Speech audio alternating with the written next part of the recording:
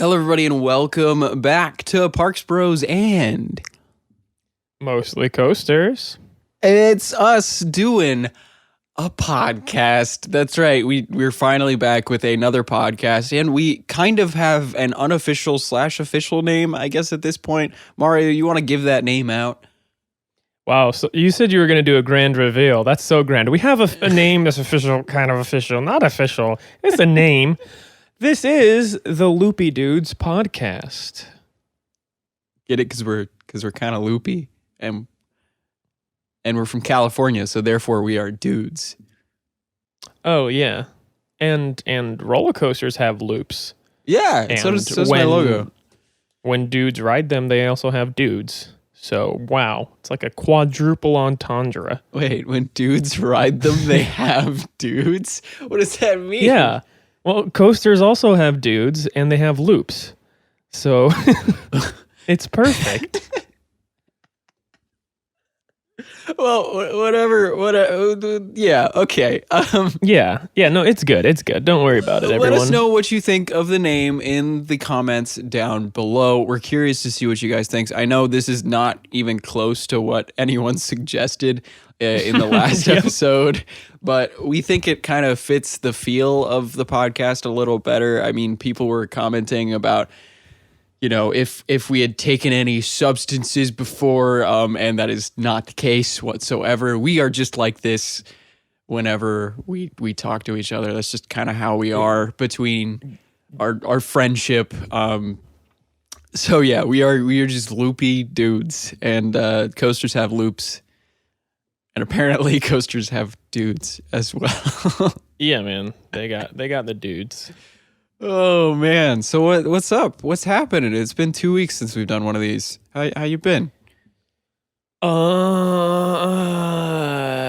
been tired and I've gone on 0 roller coasters, I believe. How about you? I'm pretty tired as well, but kind of for the opposite reason. I've been going on too many roller coasters. Wow, look at you. Yeah, I know. I can brag about it a little bit, huh? I've seen plenty of roller coasters. I've worked a roller coaster. I have not ridden a roller coaster in the past 2 weeks, though. So yeah, look at you. Brag about it. Yeah, I know. I rode Manta and Electric Eel again for the first time in almost 2 years this week. That was fun. That was cool. Nice. I mean, Manta, literally, I could just ride that 24/7. I'm curious if in the future, maybe I could get like SeaWorld's permission or something to do like a ride challenge on it, or I don't know, like do 100 rides in a row or something. Because I feel like I could actually do it on that ride. Where Electric Eel. Well, I want to see if I could get SeaWorld's permission to ride on an actual Stingray. Oh, yeah, I'm gonna say no on that one. Don't do that. Well, no, that's not. It's not up to you. You're not Mr. SeaWorld himself. Well, so. I can tell you right now that would definitely be frowned upon, and no one should do that. It's not up to you. Okay. So you can ride your roller coaster while I ride my Stingray. Well, that's what Manta is supposed to be like. You know, you're riding on a Manta ray.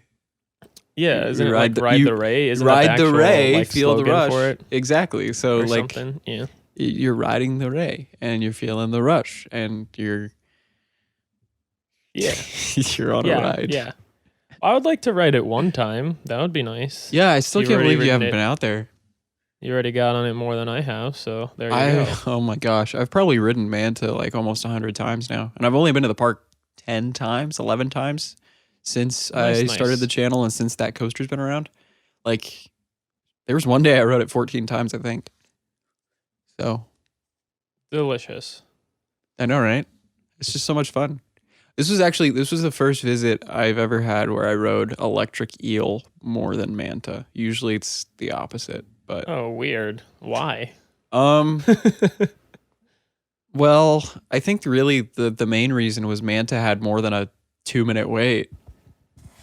Oh, yeah. Because usually how when terrible. Who wants to wait for a ride?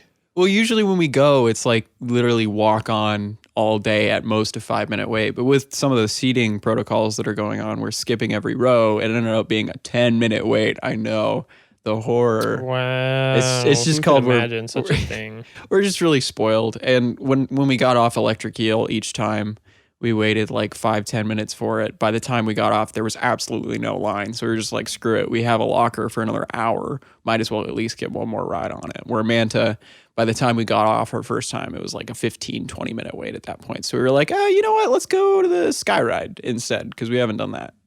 But Well, the only parks that we've been visiting lately out here have been the Universal parks. So, I mean, 10 to 15 minute wait is a blessing yeah. for any of the major attractions, like anything other than Cat in the Hat, which, I'll still take a wait in Cat in the Hat. Got that air conditioning, got that fever dream aesthetic going on in there, and thing one and thing two, scaring the living heck out of Javi, of course. That's always fun. Yeah, I gotta love that. That's fantastic.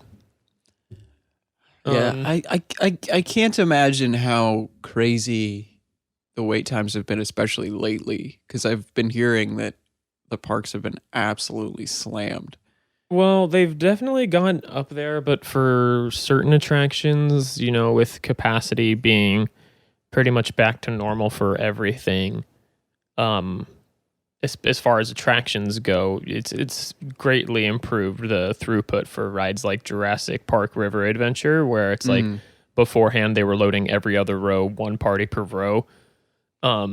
And same with like rides like Kong that I don't know if they still are doing this, but they were loading one party per row. So if you have like a single rider, that takes up an entire row that's intended for, I don't know, like 8 people or so. So Yeah, rides definitely. like that, it's definitely helped capacity, but more people coming into the park doesn't really help rides like Velocicoaster, where it's 2 people per row. So it's just a couple single rider slots being filled in. Oh, is single rider like operational for Velocicoaster? I know people have been talking about it. Single rider has been a thing since they started doing technical rehearsals. Yeah. Really?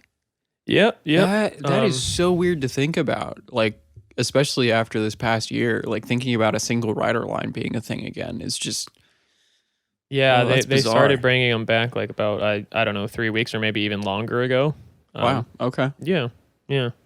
I mean, it's great for capacity. The nice thing about Velocicoaster is it's like a lot more spacious seating than something like Hulk. Like that's a bit more awkward to like have someone next to you that you don't know with just like your elbows rubbing against each other. I've never been a fan of riding B&M with over the shoulder restraints with somebody that I don't know. Well, unless it's like Gatekeeper maybe, or Banshee, where you have a little bit more like arm room. Yeah, any of the traditional over-the-shoulder restraints, though, it's a little cramped with someone that you don't really know sitting next to you. I feel like most other coaster types, it's not as big of a deal. Unless you have that type of person that just, like, puts their hands up and sticks their arms in front of your face, and you're like, bro, I don't know you. Get your, like, smelly armpit out of my face, please. Yeah. No, So, yeah. I know how that goes. yeah, Ghost Rider, single riders have done that to me plenty of times. Well, GCIs. People put their armpits in my face on GCIs, man. I don't know what that's about. Keep your armpits to yourself.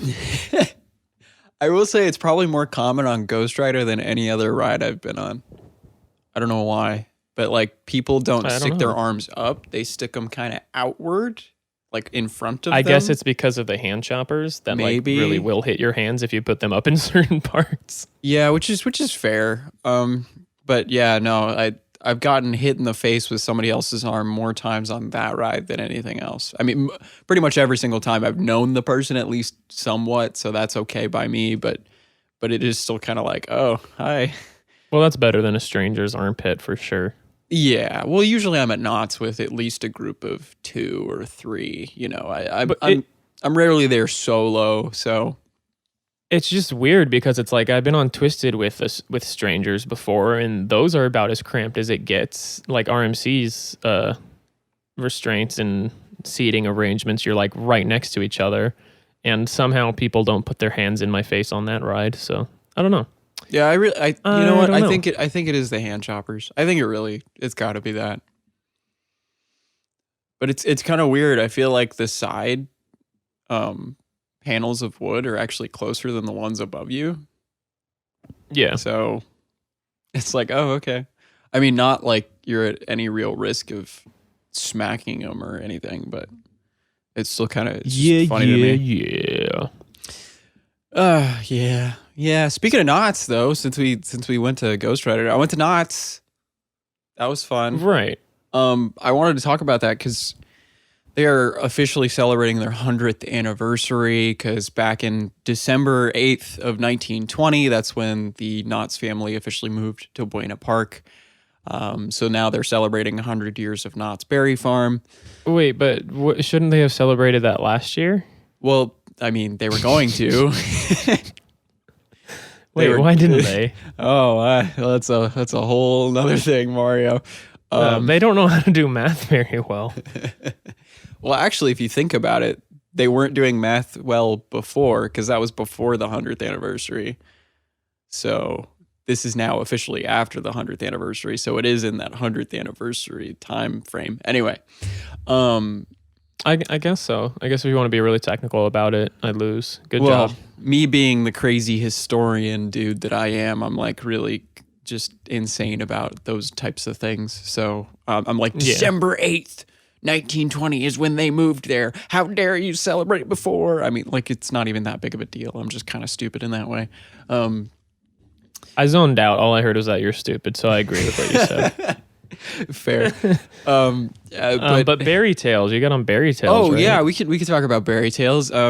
Yeah, because our whole about theme, some new attractions and whatnot. Yeah, we're talking about our theme for today is new attractions for this year.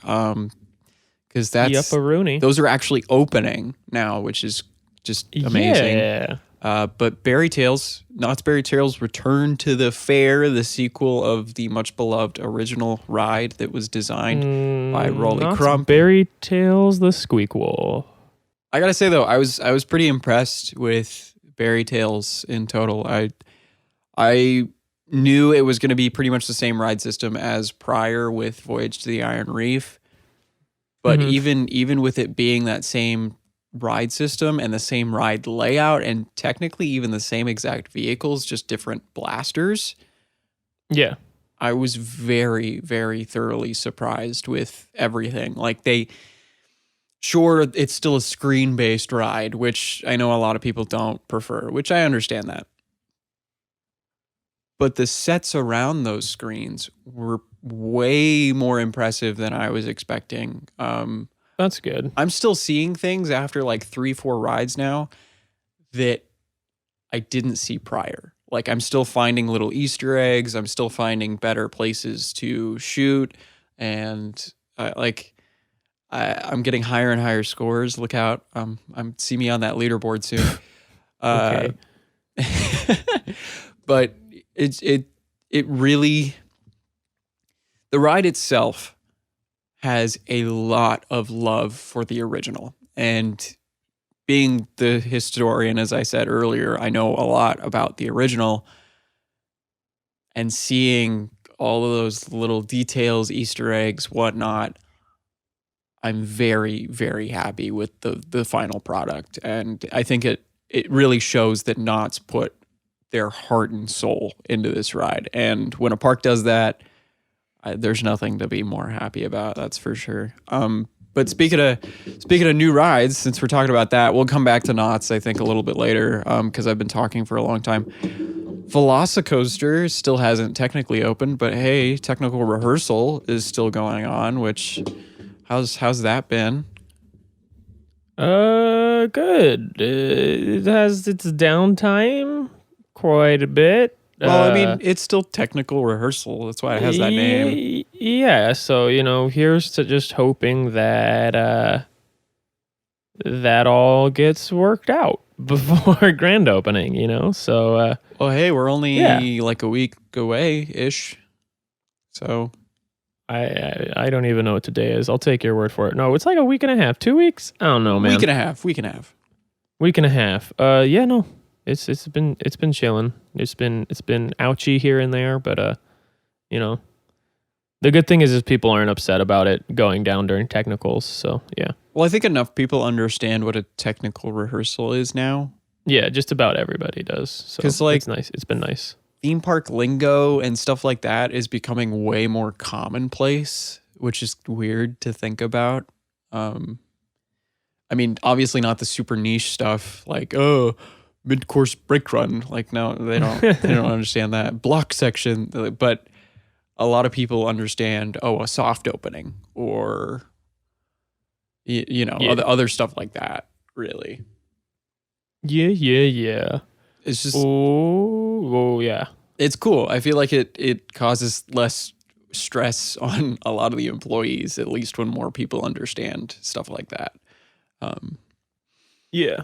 But Now, we already talked about Velocicoaster last week, so oh yeah, we did, huh? what do you think? Yeah. I just don't want to bore the people with more Velocicoaster nonsense. Well, I know people love Velocicoasters, so But in a similar vein to Velocicoaster has raptors, and you know what else has raptors? what? Dinosaurs Alive? What was the park in Idaho that I can't Silverwood? think of? Silverwood. Oh my goodness. Silverwood has a raptor, and Great Adventure has a raptor. That is very true. Well, heck, how crazy is it? Stunt Pilot at Silverwood had its official opening day like 2 days ago. Oh, did it really? I thought it was Yeah. like in 2 days. Man, No, I have no concept of time ever in my brain. It's just, It everything's was the a blur. 29th. So yesterday, I guess, technically at the time of recording, but Oh, nice. it looks really good from everything we can see. Yeah, I mean, like, what are your thoughts on the fact that, like, people think it's like, and they might have a point. No one, very few people have ridden it at this point. But what do you think about the fact that some of the elements are sort of quote unquote tamed down a little bit? And, I mean, there's definitely quite a bit of different shaping to this model, even though it's a nearly identical layout. Well, that's just to make up for the fact for the longer train, really. Right. I don't know. I think the first drop probably suffers the most. But outside of that, I Interesting. feel like the elements are different enough where they might be able to give, a completely different experience, especially that first inversion. The fact that it's more of an inversion instead of airtime hill inversion, kind of. Yeah. I feel like I'm that's actually- really cool. Oh, my computer's yelling at me. I thought I had my Oh. audio all set up, and I don't. Oh. Yeah, well, I'm just gonna pull up a POV to look at it to see. Okay. You know.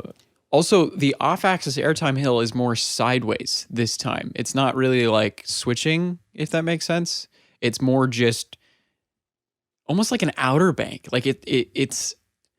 Yeah, I don't know how to describe it. Those are the two elements that. Oh, there's my knee. My knee's always popping up into the shot on this podcast. Those are the two elements that stick out to me the most. Is definitely the first. What is it called on the other Raptors? It's called like a Raven turn, isn't it? What, the first Or inversion? is that what people? Yeah, is that what people refer to it as? It is called a Raven turn, Or like yes. some kind of like Yeah. like dive. Yeah, there's definitely a lot more emphasis on airtime. It seems on the first two Raptors that were built versus this one, and it seems like you twist a lot more going into this one. So who knows? Maybe it'll have better laterals. Maybe, potentially. Yeah. So I definitely think there's some stuff that may be a positive to Stunt Pilot. It also doesn't have like that little bump, at least from like the stuff I'm seeing. It doesn't have that little bump coming off of the pre-lift. Yeah, no. So, no, it doesn't. And it just slowly turns around. So, and that's really why I think the drop probably is not nearly as fun, because you don't have that speed going into it. One, also it's not as steep. But maybe that 10th car is just as insane. So I'd have to get up to Idaho to find that out, or at least ask some people that have been on it. But what I was hearing, funnily enough, on opening day, it actually had like the shortest wait in the park. So it was only like a 15, 20-minute wait where Tremors was like an hour, which is just weird to me. That's interesting. So I wonder if people didn't know? Yeah. Well, also, I'm thinking maybe it's just a matter of trains. I don't know too much about the park. I know it's a smaller park, so they maybe were not running both trains. I don't know. I wasn't there. I haven't seen anything about people being there. This is like the second time I'm watching the POV right now. So, well, I could totally see it being one train on Tremors or something, and then yeah. So I think even though Stunt Pilot has a smaller capacity per train, if they have multiple trains and the ride cycle's pretty short.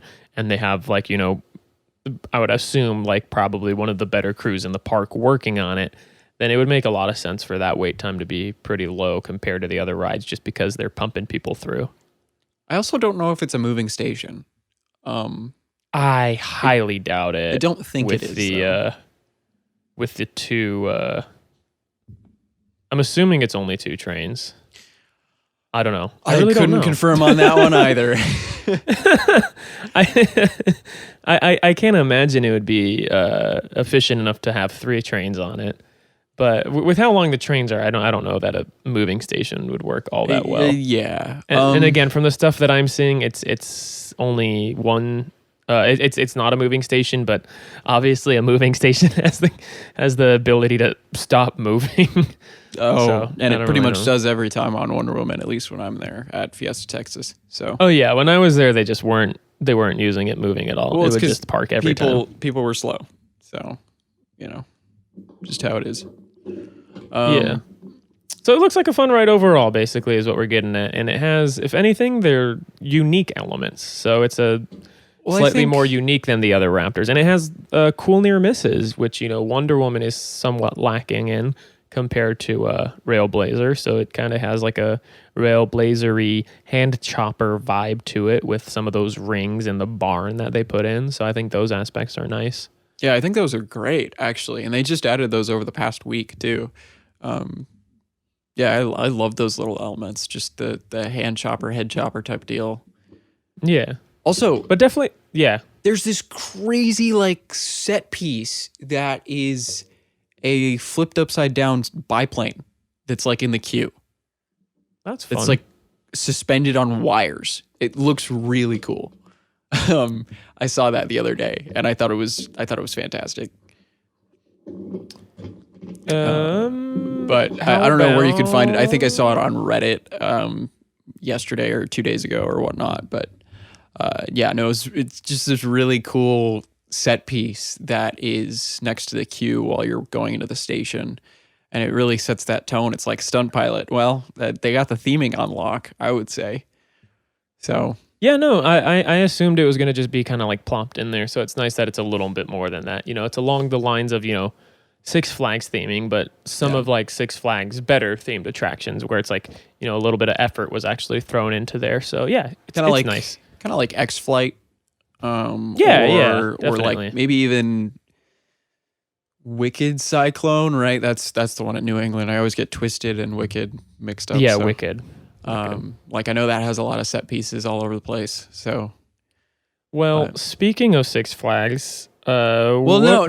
Give me 1 second. I want to talk about this real quick. There's this rumor that Stunt Pilot was originally for Kentucky Kingdom. What's your thoughts on that? I mean, it's possible. They were supposed to get a Raptor at some point, weren't they? I mean, I was definitely hearing rumblings about that. Yeah, and they were definitely teasing it too. And it would make sense for that to be an upgraded version. I mean, I say upgraded version, not necessarily speaking about ride experience, because I really don't know. I'd have to ride it, but definitely from like an operational standpoint, that's an upgraded an upgraded version, more capacity and whatnot. So I think it would be a really good fit for them, but who knows? Sorry, I just wanted to talk about that because I find it really interesting if that was actually the case. I mean, it's obviously still a rumor. It's not been confirmed. But anyway, speaking of Kentucky Kingdom, that used to be a Six Flags park. I was going to say, speaking of better capacity, because they're 12-car trains. You know what? Also a very valid segue. What do you think of Jersey Devil Coaster? That's another one that is... completed. It's finished its test runs, and I don't know if there's an opening date yet. I believe there is not. they still have quite a few test runs to do. Because I know the state of New Jersey is kind of more Very stricter on that than like a California, with when it comes to testing and stuff. So they still got a lot of that to go, but yeah, no official opening date yet. But man, am I excited. I'm so excited that I'm really, really thinking about going out there this year. I think it might happen, and I might try and add in like Hershey Park or something too. You better not go without me. That's what we've been trying to go there. Well, I'll try and find a sheep. You're gonna be in trouble. Oh, am I a bad boy? Oh God, no. Going back to the Coaster Bros podcast. Anyway, but yeah, no, Yeah. I'm very, very tempted to go out there this year, and I think I might do it. I'm sorry, Mario. I'm very sorry. Well, I will never forgive you, and I'll never be your friend ever again. But I'll try and find cheap flights for you. Okay. Well, it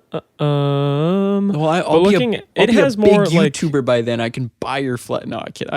I couldn't do that. That would be really expensive. That would be nice. I wish, dude. I wish I could do that. I wish I could afford that. Anyway, go on. Sorry. Anyway, let's talk about the gosh darn coaster, shall we? It looks very interesting. It looks sort of like if you were to take the pre-existing Raptor models and kind of make them more like a quote-unquote, of course, traditional RMC, where you have a sort of more long, drawn-out layout, but you have the single rail aspect and a little bit more aggressive elements. Your thoughts? Yes. Yeah, I mean, it looks very similar in my mind to something like Goliath at Great America. Yeah, no, it to a point. It almost feels to me as if that ride were a Raptor, but I do love the duration of it. I think that's awesome. I mean, you don't see very often nowadays Six Flags getting coasters that, aside from the RMC conversions, you don't see too many like ground up coasters going to Six Flags parks that last closer to the minute long range. You see a lot of really high thrill, awesome rides that sort of last in like the 25 to 30 second range.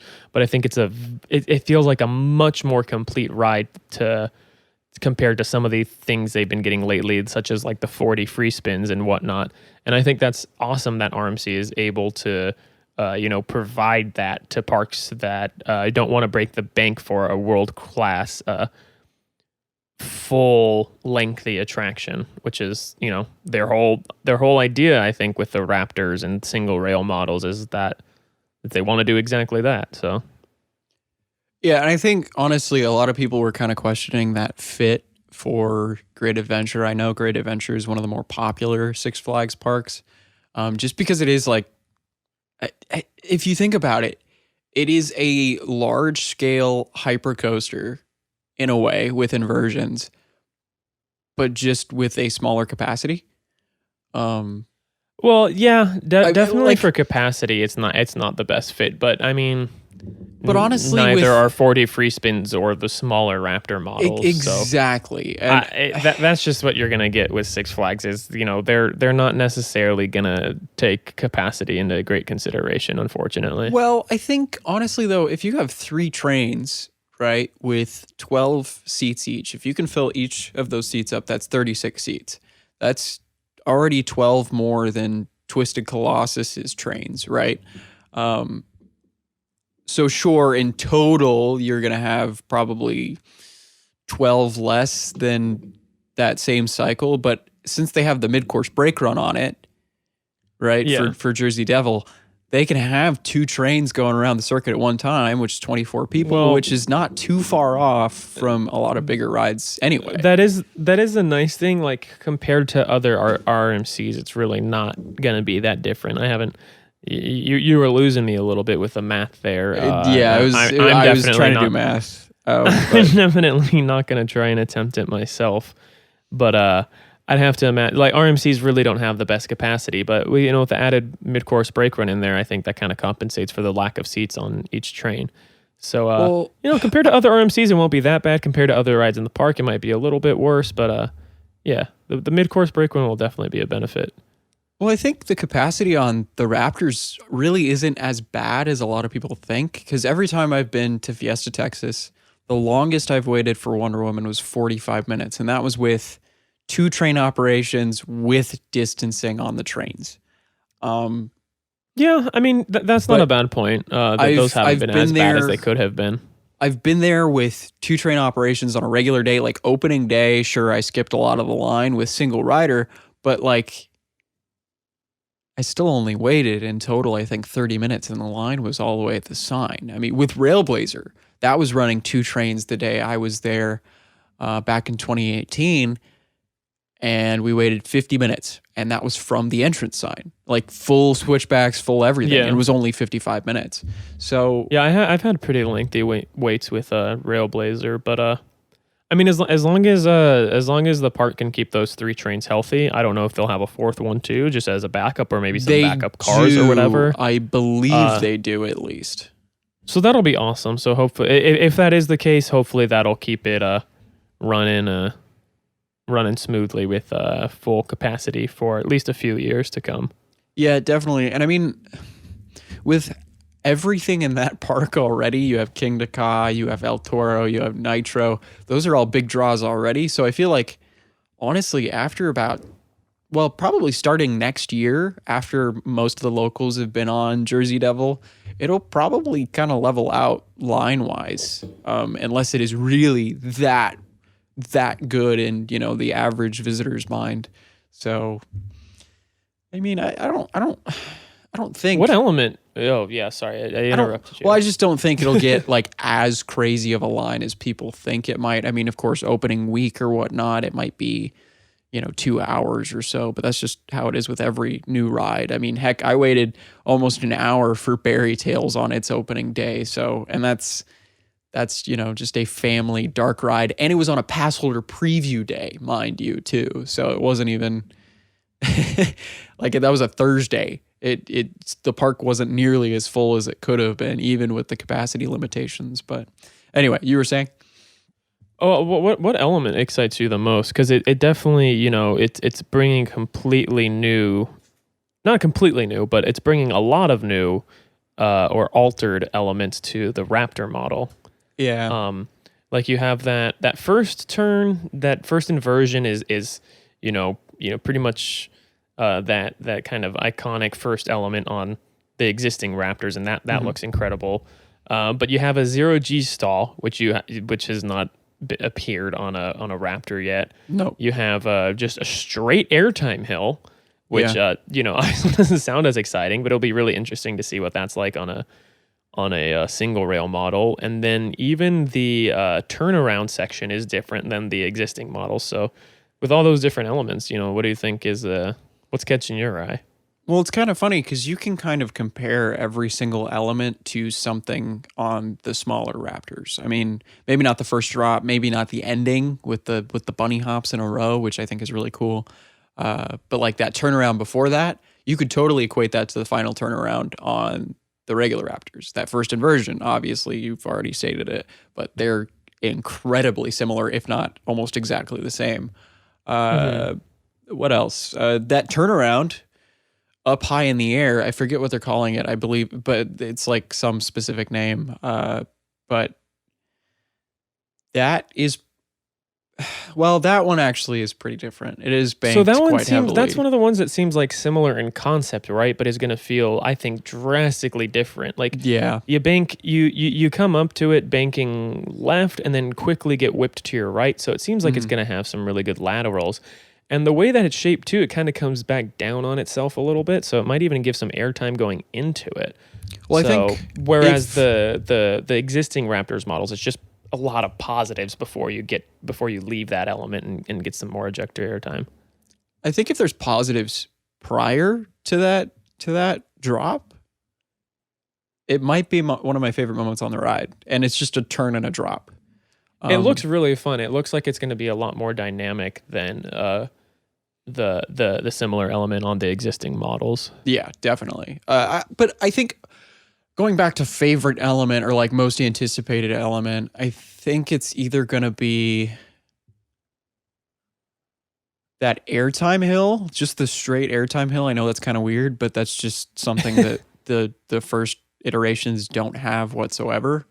Right. It'll be kind of nice to appreciate just the airtime. And it's cool to have laterals and airtime, but you get a little bit of laterals right before it and then just pure ejector. Well, if it's like Maverick's airtime hill, which it does have the same type of shaping, oh my goodness, that is going to be one of my favorite moments on any ride ever. But yeah, I think honestly though, I'm probably most excited for that first like turnaround, really. Yeah. And it shouldn't be, but I know how a stall feels. I know how a 0G roll feels, like I know how pretty much all of those elements are supposed to feel. The 0G roll is probably the least exciting to me, and that's probably just because it's the least exciting on the other Raptors. It's fun, but it's just kind of there. I think we brought this up to each other a couple of times. It's almost the breather of the ride. Yeah. No, definitely. Well, I mean, except for maybe the like turnaround S-bend section before you get flung over, but at that point, I'm usually grayed out, so that's not really that much of a breather. Yeah. Exactly. Yeah. No, I think definitely that turnaround for me. I don't know how you are feeling though. Yeah, I mean, I can see why, and especially with the added trains, it's going to be a lot more punchy in the front and the back, I feel like. The airtime hill, like you said, and then the 0G stall, even though I've experienced, plenty of those, it has a really interesting shaping where the top of it almost like resembles a loop where it's really curved as opposed to being like closer to flat. So I wonder how you're going to come out of your seat, and I think it'll be also a lot more consistent with the hang time. So it won't be like you kind of fall out of your seat and then come back into it. I think you'll sort of be floating in your seat. A lot more consistently. It looks like it has a really interesting design, and I can't exactly predict how it's going to feel, but I definitely know it's going to feel different to all of the other 0G stalls that I've experienced, and probably all the other 0G stalls that exist out there. Well, I am really curious though. Do you think this is going to be a front row ride, a back row ride, or a middle row ride, just because of how long those trains are? At least looking at testing footage, I feel like the back might not be the best seat because it does kind of lollygag in a lot of those elements before getting flung over. So what do you think on that? I think it's interesting that you bring up the middle row because I think it's going to be fantastic everywhere. I have Taco Bell. Do you mind if I eat some Taco Bell? Jave, bring me Taco Bell. Dude, I love Taco Bell. Are you kidding me? Taco Bell, sponsor us. Taco Bell? Taco Bell. Dude, do you want to say anything for the podcast, sweetheart? That would be a dream. Oh, I don't have any sauce. This is sauceless Taco Bell. Do you want to say hi to anybody? Do you want to say hi to your mom, your dad, your grandma? Okay, bye. Thank you, sweetheart. Bye, Javi. All right. It's going to be a mukbang now. Oh. Oh. Wow, there's a lot going on. So fun in every single row because of how aggressive the elements are. Anyway, I think row 10 is going to be where it's at. Don't at me. Okay, cool. No, but it really is interesting that you bring up the middle row because there's a lot of coasters where it's like they might be better in the front or the back, but I think you'll be able to appreciate every single aspect of this coaster in the middle. Yeah. Well, that's how I feel about Joker. Airtime hills, what's that? That's how I feel about Joker, honestly. If every airtime hill is strong enough, you'll have no problem getting airtime in the middle, and it will be the most consistent. And that's how I feel on like Mako, on the 5-second floater hill.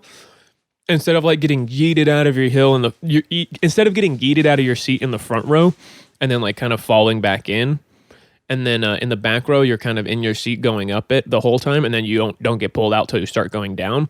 You're just floating the whole time in the middle. So I think the middle seat can oftentimes be an underrated row, and I think Jersey Devil will be another case of that.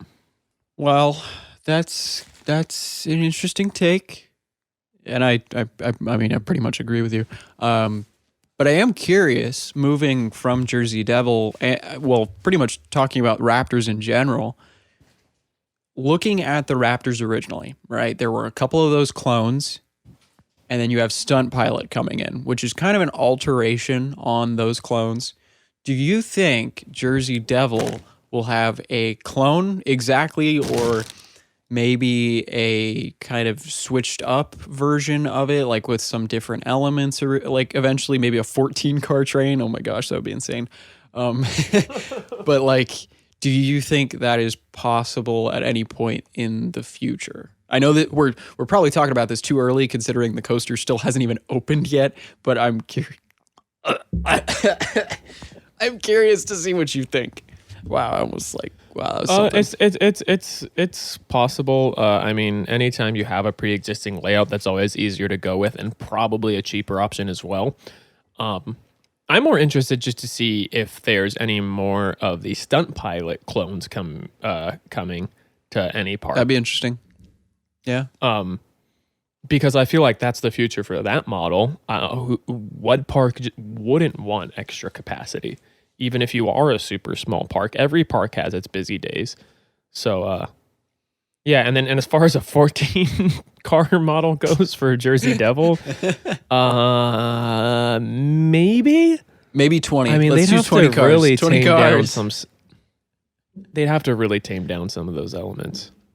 Yeah, that would be very interesting to see, especially like seeing Stunt Pilot now and thinking about that that version of it being cloned, because I feel like it's more of a family friendly version of the original, and that's really only because the drop might not be as intense. I mean, I really can't speak on it. It just looks more family friendly than its counterparts. So it's really it's tough to say. I don't think it'll be more family friendly, because even if it's slightly less intense, I still think that's, yeah, it still does have have to be like as, 3 inversions. as much of a like. Yeah, you'll have to be as much of a adrenaline junkie, for lack of a better phrase, as you would for the other models. Yeah, definitely. There's no way a kid that's like sort of iffy about Wonder Woman or Railblazer should go on Stunt Pilot. Yeah, no, that's fair. I don't know. That's just something a lot of people have been saying lately. They're like, oh yeah, it's more family friendly, but it's like, really thinking about it, there's 3 inversions on that ride. There's crazy airtime hills and almost a 90-degree drop. That's not exactly family friendly. No, nothing about that ride is family friendly, except for maybe the height requirement, which I don't know what it is. And if you're the same as the others, if you're a kid that likes intense roller coasters, but like just generally speaking, that is not a family friendly attraction. Yeah. Well, it's kind of funny. Like, people were saying West Coast Racers was a family ride, and I'm like, it could suit more riders than something like Twisted Colossus or X2, but it still has 4 inversions. Yeah. Having not been on that, I can't speak on it too much, but I definitely do think it's a little more on the family friendly side than Stunt Pilot, because I think if you're iffy about some extreme coasters, it's a little more accessible still than the Raptor clones. Well, and then like thinking about Revolution, sure, that has an inversion, but that's definitely more of a family coaster. I feel like that's really where a family coaster probably cuts off, at like that 55 mile an hour and inversion filled layout. I mean, there's only one on that. But thinking about that, like Incredicoaster, I feel like that's the extent of family ride. Yeah, I think that's those when are you definitely go into thrill. Yeah, definitely. So yeah, I think anything more than that is not exactly family friendly. I mean, sure, you could have a family ride it, no problem, but I mean, heck, if I was one of the kids in that family group, I definitely wouldn't have been riding those when I was even 12 or 13. Like, it took me a while to do that. So Where I feel like Manta, I definitely would have rode. Like, I feel like that's a perfect, more extreme family ride, I guess. More exciting or thrilling. Yeah. Yeah, not exactly extreme, but Right, because I think once you get into extreme, you're not really family anymore. And yeah, that's what fair. Stunt Pilot probably is still. Yeah. Anyway, moving on, because we've talked about the Raptors for like 25 minutes. What other exciting stuff has happened though? Well, in terms of new rides, or should we go back to me talking about 100th anniversary at Knott's? Do whatever you want. I'm out of gas. So the 100th anniversary at Knott's, oh my gosh, go. That's just like me genuinely saying, go to the park, experience the festival, experience summer nights. Holy cow, that is the best event I've been to at a park in a long time. Knott's kicked it up a notch. I feel like I'm doing an ad for them. I promise this is not sponsored at all, but just the food, the Loopy photo Dudes podcast opportunities. is not sponsored by Knott's Berry Farm, but it could be. I would love that, actually. Knott's. I love your park. My family's worked there for literally generations. And just, yeah, so the food, the photo opportunities, the rides, I mean, everything. It was the decorations, the shows. Oh my gosh, the shows. Anyway, I'm going to stop gushing about that. That was kind of pointless, really. I mean, except for me saying, go. Yeah, this is just an unpaid ad. Well, if anything, I'm paying for it because I pay for my own pass. That's not how ads are supposed to work. Well, that just shows you how much I adored the event. Like, I really, it was amazing. Anyway, more new rides. I miss Knott's. Hey, soon-ish, maybe. I don't know. Probably. What's the dreamy ride? The spinny dream time? What? Spinny dream time at like Plopsaland? Oh. What's it called? I call it as a joke Happy Coaster 3000 because I can't remember the actual name. Yeah, neither of us can. We know it's something corny. It's like the Ride to Happiness or something. I think you're right. Nope, I mistyped. Not Riff Raff. That's definitely not. So we're going international with talking about the new rides this year. I'm cool with that. Let me see. The Ride to Happiness. I'm trying to find some testing footage of it, but that thing looks insane, man. So I've seen some variation in testing speeds. Like the first test I saw of it, it was hauling, and I'm like, "There's no way that's how it's going to run." And subsequent testing I've seen has been significantly slower. You know, well, right. You just want to. That's why a lot of times, you know, with launch coasters, you can see it going faster than it actually ends up going, or any coaster for that matter, just to make sure that it doesn't valley. Yeah, but regardless of what speed it's going at, that thing looks crazy. It looks significantly more intense than a Time Traveler. It just looks like it has sharper elements, for lack of a better word. Well, I will say, prior to going to Silver Dollar City and riding Time Traveler, I would have said this has a chance of being the best coaster in the world. I was one of those people. And I still think that's possible. I just don't think it's nearly as definitive now after riding Time Traveler as many times as I did. Maybe if I got more rides, like 20, 25, maybe I would have changed my mind because I was warming up to it more and more each ride. But yeah, I don't know if I'd say it's 100%. Oh my gosh, this is a top 3 ride in the world. I mean, I still think it is going to be probably the best coaster in Belgium. At least from the things we can see. But outside of that, I think it'll be one of the best rides in Europe. It'll probably be like top 10, top 15 in the world. I just wanted to step back on me going, oh yeah, this is going to be the best ride in the world. Like, that was kind of dumb of me, I'm going to say. Anyway, sorry. Go on, Mario. Sorry. Having not been on Time Traveler yet, and sorry, I'm just laser focused on my computer this entire time. It's not very polite of me to not give the viewers eye contact. But every single aspect of it looks significantly more intense, fast-paced, and just honestly all around better than Time Traveler. I mean, first of all, that inversion out of the station. What's with these mock spinning coasters having fantastic elements straight out of the gate? I think that's awesome. Yeah, that's. I will say that is insane to think about. I love it. Like a vertical drop out of the station for Time Traveler, and then an inversion out of the gate for this one. I think that's so awesome to just, as soon as you're dispatched, you're already in it. Well, that zero G roll on Time Traveler was one of my favorite elements, so I think I'm more excited for the JoJo roll on this thing. Imagine taking that sideways. You're just doing a slow motion front flip. That sounds I can so tell fun. you that is a really cool experience.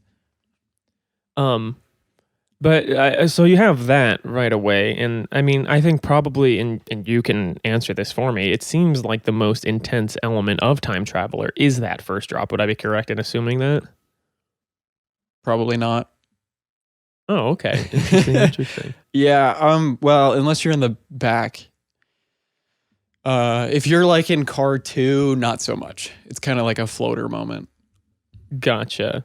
So regardless, back row, you get whipped. So both of those rides start off with a bang, and then you have the launch straight out of the JoJo roll on Ride to Happiness.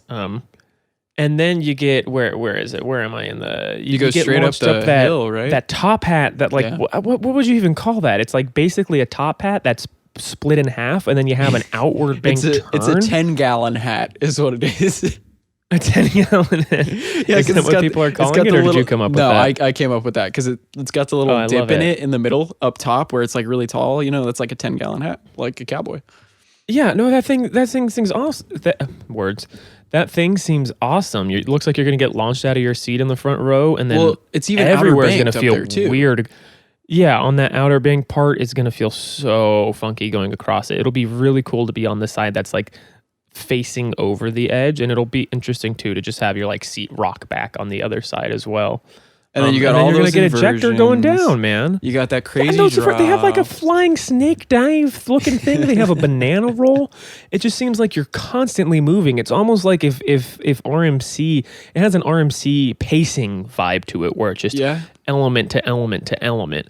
Yeah, and going back to the family coaster versus thrill coaster argument. Okay, that's not a family coaster. I'll tell you that right now. Holy cow. Well, that's what I was going to get to. Time Traveler seems like it's a lot closer to the family coaster side of things than this ride.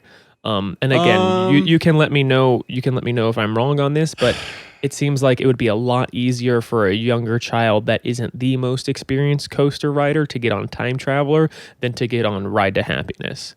Well, yeah, in comparison, I think Time Traveler for sure, but I do think Time Traveler is even a little more intense than like West Coast Racers, to be honest. So, but it does seem like if they wanted to take a step up and really start going for bigger, badder coasters, it would make more sense to do Time Traveler than Ride to Happiness. I mean, Ride to Happiness just looks like it has an extra kick to it. I mean, it looks like it has multiple ejector hills.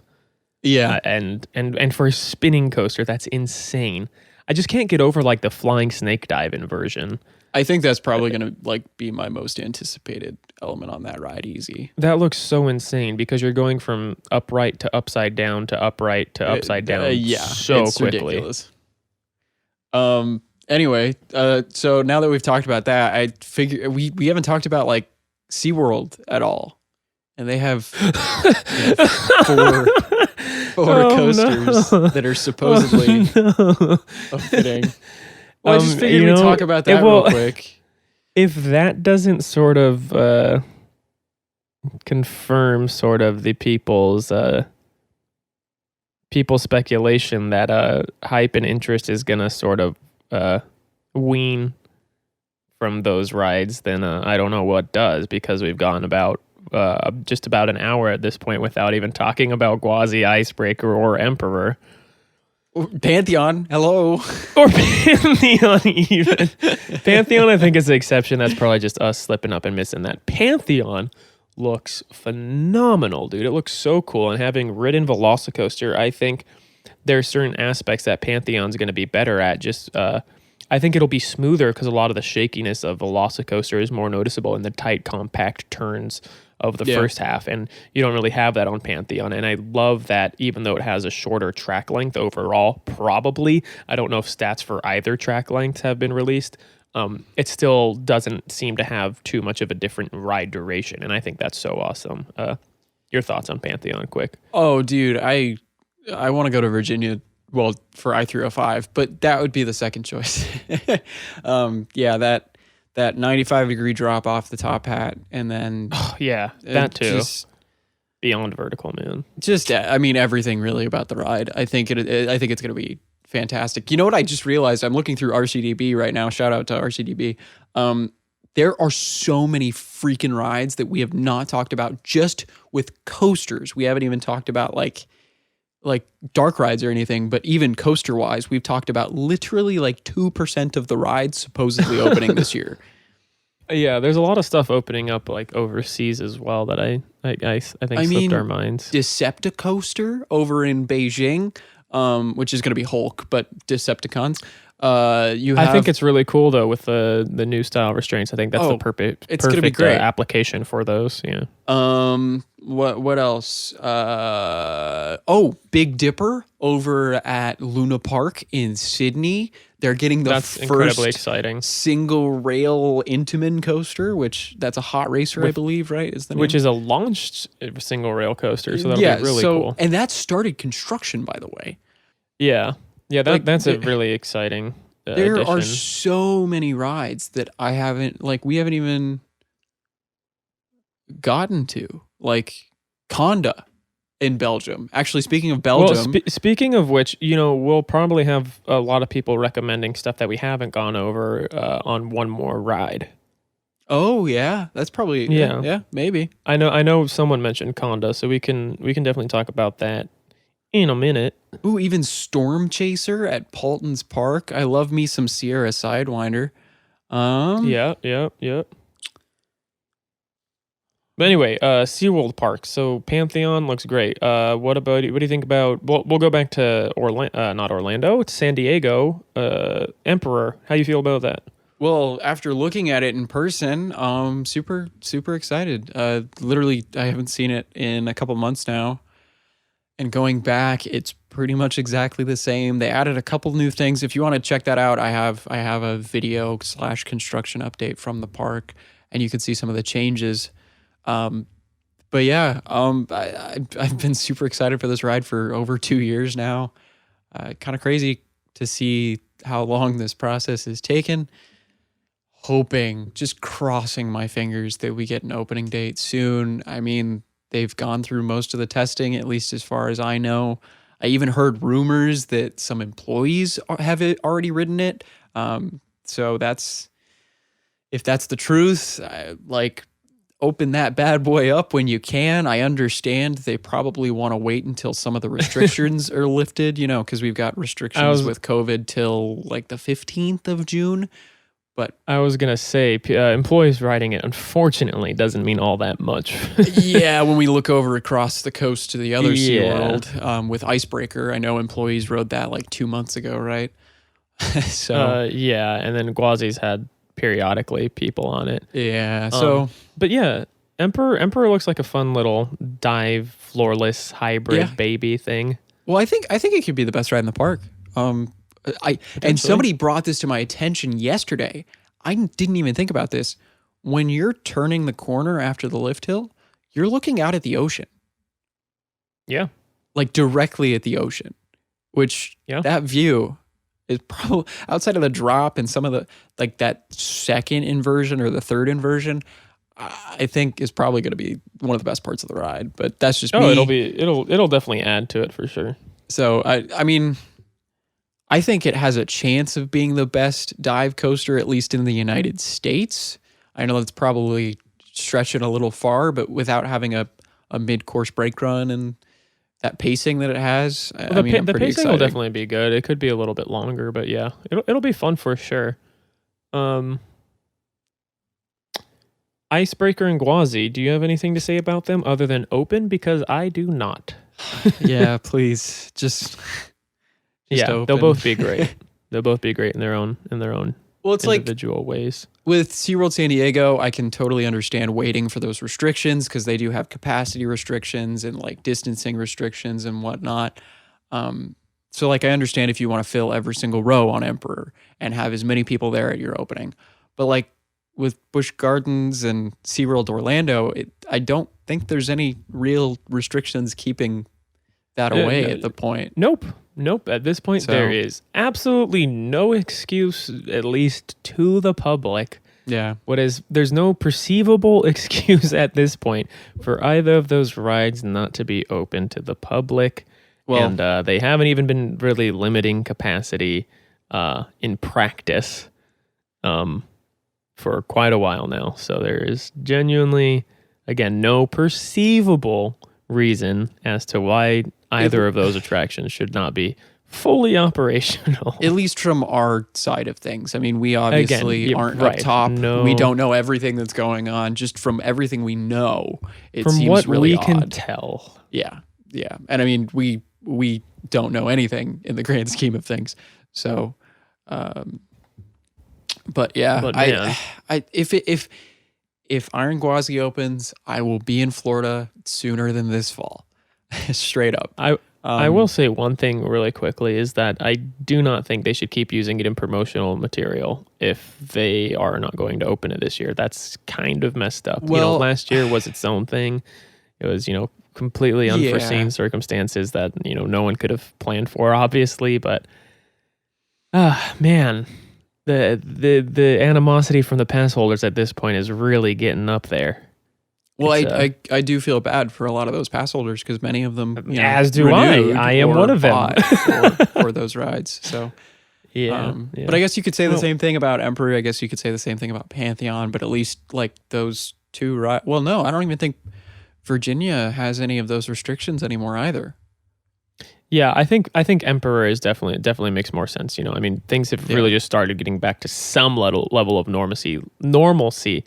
Let alone, other places being completely back to the way things used to be. I'm really hoping for like a 4th of July opening for Emperor, but we'll just have to wait and see for that. And I think that's probably for all of these logical coasters at this point. Well, yeah, for all of them. Yeah, just fingers crossed, and there's disappointment, but still hoping for the best. Obviously, it's I can't wait to get on any of these rides. I mean, even Icebreaker. I know I don't talk about that too much, but still super excited for it. It'll be a sleeper hit for sure.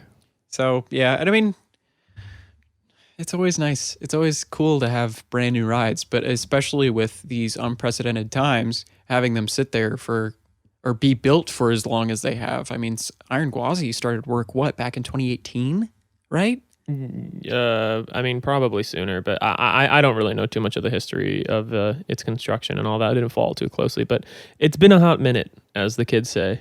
Well, but like just to be staring at all these brand new rides not being open, it's like, oh, come on, please, soon. We just want to have fun and ride them and spend our money at the park. Well, I think these 3 new Florida coasters are going to round out Florida's coaster lineup so beautifully, because I think the one thing they've had is a bit of a lack of airtime. You have Mako, and that's just about it. And then now they're really getting some ejector with all 3 of the new coasters for this year, or hopefully for this year. Yeah. I'm stoked. Yeah. Oh my God. 100%. Oh my God. What? Yes. Family RMC is gonna go to Atlanta, right? Well, we don't know what it is. We just know they're working with RMC. Yeah, so it could be another one. It could be another one of those 10-seater Raptors. So that's also exciting news to just plop. Yeah, well, that's next year. That's not this year. Oh my God, we have to talk about that for like 2 seconds though, because they already have mini Scandia Screamer at that park. That is a destination park now for the 2 of us. It literally is. So next year, 100%. How can we end the podcast when Scandia Screamer comes into the mix? Well, next year for sure, I'm going to Atlanta. Yeah, like I am doing that. Let's do it. And it's more for Fun Spot than it is Six Flags. And I hate to say that. Genuinely, dude, I swear to God, because that little high miler, the ENF miler, looks so good, dude. I saw some off-ride footage of it the other day, and it's just straight ejector. Well, speaking of which, though, Scandia Screamer has a brand new home in Texas in Grand Prairie. So hey, I've literally, like, since the day it closed, been praying that it can find a new home. well, hey, I am going to Texas where it's opening. Yeah, if If you can, maybe. there's no way I'm not gonna ride it the next time I'm in at least like the Dallas area. There's no way. Maybe. I passed that little family fun center or whatever it is that's getting it, and I saw like a super loop. I'm like, do they have any coasters? And I'm like, nope. Okay, bye. But with Scandia Scream, there's no way I'm not going on it. Well, maybe we figure out a way to do Six Flags and Silver Dollar City on the same trip. Ooh, yeah, because that's not too bad of a drive from Dallas. I don't think Frontier Okay, City is okay. open, sadly, which really does suck. But yeah, that's something to consider. But I think a lot of parks are back to weekend only operations, so that's a whole complication. yeah, But, well, I think yeah. I think Silver Dollar City is the exception though, which is nice. So we could totally do like weekdays, I think. But yeah, we definitely could not have ended this without mentioning Scandia Screamer. Dude, I'm actually quite frankly disappointed in ourselves. But let's I just know, pretend right? it never closed and just be happy that it's back.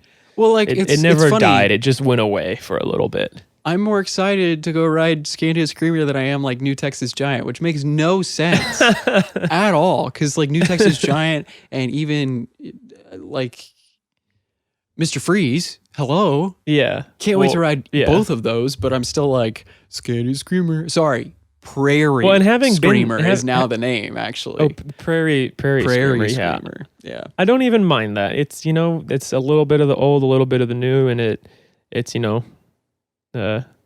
paying homage to the people that are saving it. So I can't Six be mad Flags over about that. Texas isn't open the first 3 weeks of November. Sad. Well, there you go.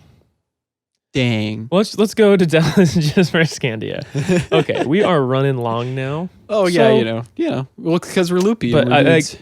Right, like I said, we couldn't not talk about Scandia Screamer. We had to. It would be just disgraceful. But with that, thank you all so much for tuning in, watching, or listening if this is the future. We really, really do appreciate it. We will be on SoundCloud soon, and I believe iTunes potentially in the future as well. So make sure to keep an eye out for that. And of course, if you don't know, after this podcast, we go over to Mostly Coasters Mario's channel, and we do a postcast. And what's the name of that postcast, Mario? It's one more ride. So if you enjoyed the ride here and you didn't get enough, head over to my channel, Mostly Coasters, for one more ride and other stuff too. But of course, thank you all so much for watching or listening. We really do appreciate it. Make sure to go check out Mario, of course, Mostly Coasters. The dude is phenomenal. Get him to 1,000 subscribers so you can start earning those paychecks. But of course, Yeah. until Money me. until next week or the week after, we'll see you over on one more ride.